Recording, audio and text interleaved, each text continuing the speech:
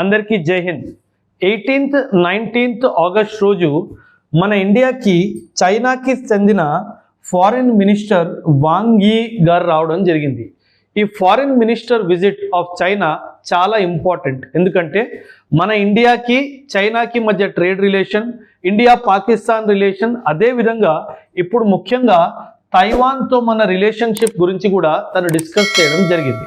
తను ఎందుకు వచ్చారు, అసలు దీని అవుట్కమ్ ఏంటి, మధ్యలో తైవాన్ ఎందుకు వచ్చింది, మరెన్నో విషయాలు ఇండియా చైనాకి సంబంధించి రిలేషన్షిప్, దీని గురించి మాట్లాడతాం. సో ఈ మీటింగ్లో అసలు వాంగ్ యీ గారు ఏమన్నారంటే, చైనా ఆస్ India not to engage with Taiwan. China foreign minister ఒక స్టేట్మెంట్ ఇచ్చారు. ఏమని? ఇండియా తైవాన్తో ఎంగేజ్ చేయకూడదు అని చెప్పేసి. అంటే మనం అన్నాము, ఇది నా సావరెన్ డిసిజన్, ఇది నా ప్రాథమిక హక్కు, నేను ఏ కంట్రీతోనైనా డీల్ చేస్తాను, who are you to tell me అని ఒక మెసేజ్ మన జయశంకర్ గారు చైనాకి ఇవ్వడం జరిగింది. ఎందుకంటే మన అందరికీ తెలుసు, వన్ చైనా పాలసీ అని ఒక పాలసీ ఉంది. దాన్ని బట్టే జయశంకర్ గారు ఏమన్నారంటే, Jaishankar said Taiwan part of China, says Beijing no change in ties with Taipei. అయితే ఇక్కడ 2-3 విషయాలు మీరు అర్థం చేసుకోవాలి. అందులో మొట్టమొదటిది, ఈ వన్ చైనా పాలసీ ఏంటి, మనం తైవాన్తో మాట్లాడుతుంటే చైనాకి ఎందుకు ఇబ్బంది అవుతుంది, ఇవన్నీ విషయాలు మనం మాట్లాడదాం. అందులో మొదటిగా వన్ చైనా పాలసీ. చైనా ఏమంటుందంటే, ఈ వన్ చైనా పాలసీ ప్రకారంగా Tibet, Hong Kong, macaw and Taiwan, ఈ 4 ఏవైతే ప్రదేశాలు ఉన్నాయో ఇవి చైనాలోనే ఒక పార్ట్ అనేసి చెప్తుంది. అంటే నేను చైనా అని చెప్పినప్పుడు అందులో టిబెట్ ఉంటుంది, హాంకాంగ్ ఉంటుంది, మెకావ్ ఉంటుంది అండ్ తైవాన్ ఉంటుంది. సో వీళ్ళేంటంటే ఏ దేశంతోనైనా వీళ్ళు ట్రేడ్ చేస్తున్నప్పుడు ఈ వన్ చైనా పాలసీ డాక్యుమెంట్ని యాక్సెప్ట్ చేయించుకుంటారు, ఆ తర్వాతే ట్రేడ్ చేస్తారు. కాకపోతే మన ఇండియా ఏమన్నదంటే, నేను వన్ చైనా పాలసీని ఒప్పుకుంటాను, I don't have any problem, నేను వన్ చైనా పాలసీని ఒప్పుకుంటాను, కానీ నేను తైవాన్తో కూడా ట్రేడ్ చేస్తాను అని చాలా స్పష్టంగా చెప్పడం జరిగింది. మనకి తైవాన్ చాలా ఇంపార్టెంట్. సెమీ కండక్టర్ ఇండస్ట్రీలో మనకి తైవాన్ అవసరం ఎంతగానో ఉంది. అదే కాకుండా కంప్యూటర్ సంబంధించిన చిప్స్ మీద కూడా మనకి తైవాన్తో అవసరం ఉంది. అందుకే మన జయశంకర్ గారు చాలా క్లియర్గా ఏమన్నారంటే, తైవాన్తో నా రిలేషను 3 పిల్లర్స్ మీద ఉంది. ఈ 3 పిల్లర్స్ ఏమన్నారు? ఒకటి ఎకానమీ అంటే ట్రేడ్, వ్యాపార విషయము, రెండవది టెక్నాలజీ అండ్ మూడవది కల్చరల్ రిలేషన్షిప్స్ కూడా ఉన్నాయి. సో ఈ 3 రిలేషన్షిప్స్ నాకు తైవాన్తో ఉన్నాయి కాబట్టి నేను ఖచ్చితంగా తైవాన్తో ట్రేడ్ చేస్తాను, టెక్నాలజికల్గా ఎంగేజ్ అవుతాను, కల్చరల్గా కూడా నేను ఖచ్చితంగా ఎంగేజ్ చేస్తాను అని చెప్పడం జరిగింది. ఈయన యాక్చువల్లీ ఎందుకు వచ్చారంటే, మన ఇండియాతో 24th round of special representative దీని గురించి మాట్లాడడానికి ఆయన వచ్చారు. అసలు ఈ స్పెషల్ రిప్రజెంటేటివ్ అంటే ఏంటంటే, మనకి చైనా మధ్య బౌండరీ డిస్ప్యూట్స్ ఉన్నాయి. ఇండియాకి చైనా మధ్య బౌండరీ డిస్ప్యూట్స్ ఉన్నాయి.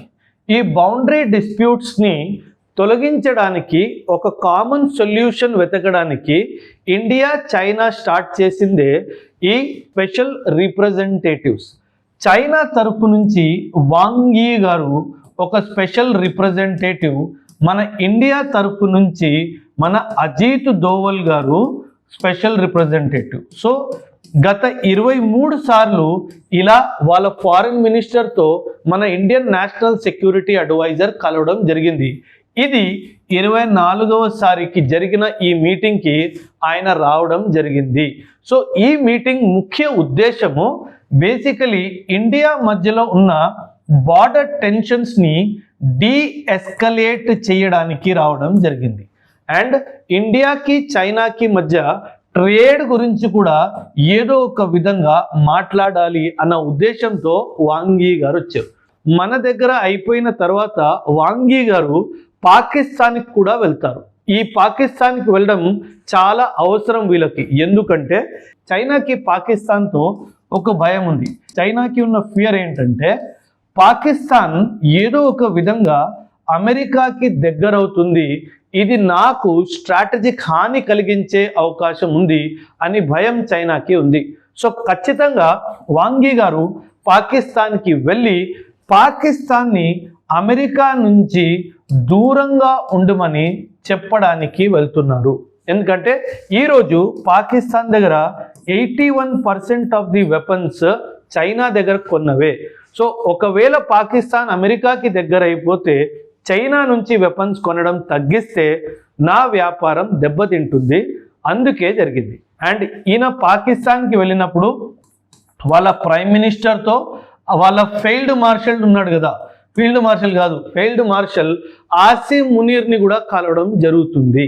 ఇది ఎందుకు ఇంపార్టెంట్ అంటే ఇన్ఫ్యాక్ట్ రానున్న కాలంలో 29th and 30th ఆగస్ట్ మనకి SCO సమ్మిట్ కూడా జరగబోతుంది.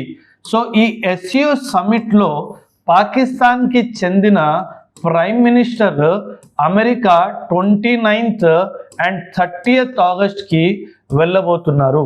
ఇది ఆపరేషన్ సింధూర్ తర్వాత ఒక చాలా పెద్ద ప్లాట్ఫామ్, ఎక్కడైతే ఇండియన్ లీడర్ మరియు పాకిస్తాన్ లీడర్ కలవబోతున్నారు. అండ్ ఈ మీటింగ్లో వాంగ్ యీ గారు చేసిన మీటింగ్లో ఇండియా ఒక విషయం మీద చాలా స్పష్టంగా చైనాకి ఒక మెసేజ్ ఇచ్చింది. ఈ మెసేజ్ ఏంటంటే terrorism in any form is not acceptable అని చెప్పింది. అంటే ఏంటి, టెర్రరిజం ఏ ఫామ్లో ఉన్నా నేను దాన్ని యాక్సెప్ట్ చెయ్యను అని చెప్పి చాలా స్పష్టంగా చైనాకి చెప్పడం జరిగింది. ఇది చాలా కీలకమైన విషయం, ఎందుకంటే ఈ SCO సమ్మిట్లో దీని గురించే మాట్లాడడం జరుగుతుంది. సో మనము ఒక స్టాండ్ పట్టుకున్నాం. స్టాండ్ ఏంటి, పాకిస్తాన్ ఒక టెర్రరిస్ట్ స్టేట్, నేను టెర్రరిజంని ప్రోత్సహించను, ఏ విధమైన టెర్రరిస్ట్ అటాక్ ఇండియా మీద జరిగితే పాకిస్తాన్కి ఖచ్చితంగా బుద్ధి చెప్తాను.